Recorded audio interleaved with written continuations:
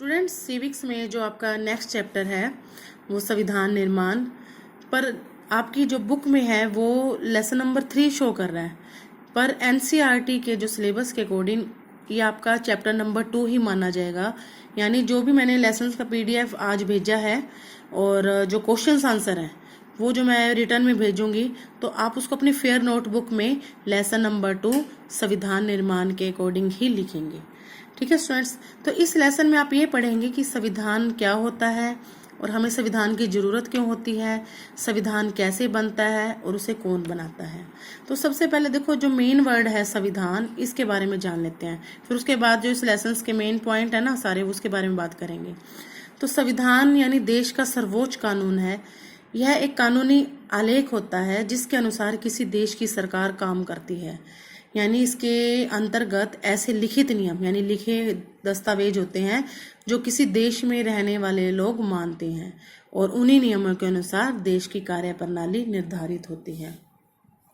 फिर आपके इस चैप्टर में जो मेन पॉइंट आता है दक्षिण अफ्रीका के बारे में बताया गया है। तो देखो, दक्षिण अफ्रीका में हालांकि 1948 यानी 1948 में आज़ादी मिल गई थी, परंतु जो सरकारी कामकाज पर ब्रिटिश यानी अंग्रेजों का राज था।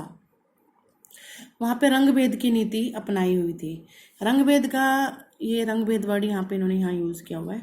रंग भेद का अर्थ है कि रंग के आधार पर भेदभाव, यानी काले रंग के और गोरे रंग के लोगों के बीच भेदभाव करना।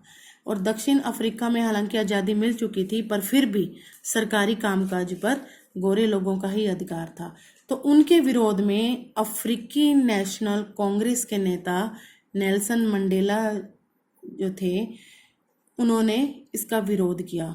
तो उनको 28 ईयर्स तक यानी 28 साल तक जेल में रखा गया।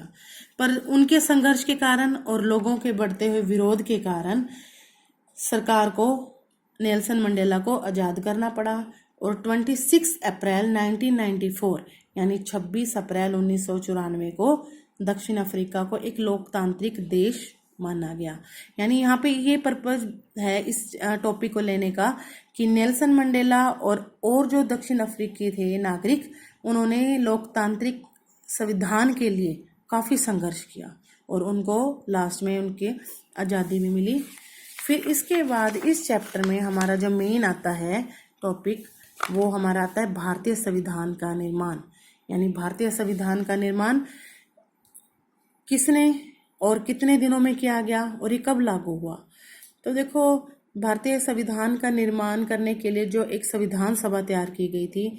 अब देखो, यहाँ पे एक वर्ड यूज हो रहा है संविधान सभा। संविधान सभा में ऐसे प्रतिनिधि यानी ऐसे सदस्यों का समूह शामिल होता है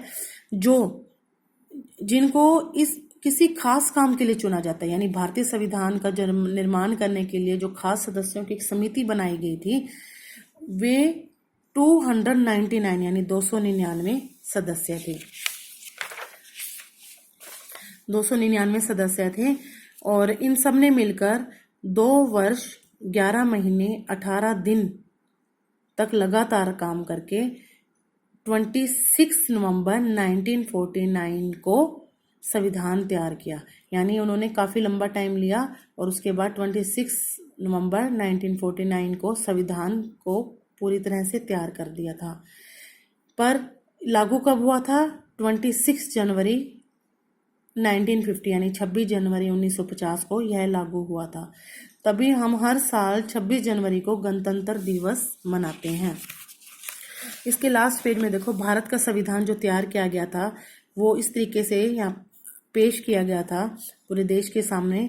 इसमें जो मेन वर्ड्स हैं वो सारे किसी न किसी कारण को, देखो यहाँ पे धर्म, विश्वास, राजनीतिक न्याय, सामाजिक, आर्थिक, और ये केवल एक व्यक्ति के लिए नहीं था, पूरे देश या पूरे समाज के लिए ही बनाया गया था। और इसके बनाने के बाद ही इसके अनुसार ही देश के जो नियम हैं वो सभी निर्धारित होते हैं। ठीक है स्टूडेंट्स, इस चैप्टर में जो भारत का संविधान को तैयार करना और जो मेन, सबसे पहले तो ये देखा संविधान होता क्या है, फिर इसको तैयार कैसे किया गया, और इसमें दक्षिण अफ्रीका का भी घटना को लिया गया था। तो स्टूडेंट्स, इस चैप्टर को अच्छे से आप रीड कर लेना और इसके क्वेश्चन आंसर आपको रिटर्न में दिए जाएंगे। उसको अपनी फेयर नोटबुक में नीट एंड क्लीन राइट भी करना है और लर्न भी करना है। Thank you.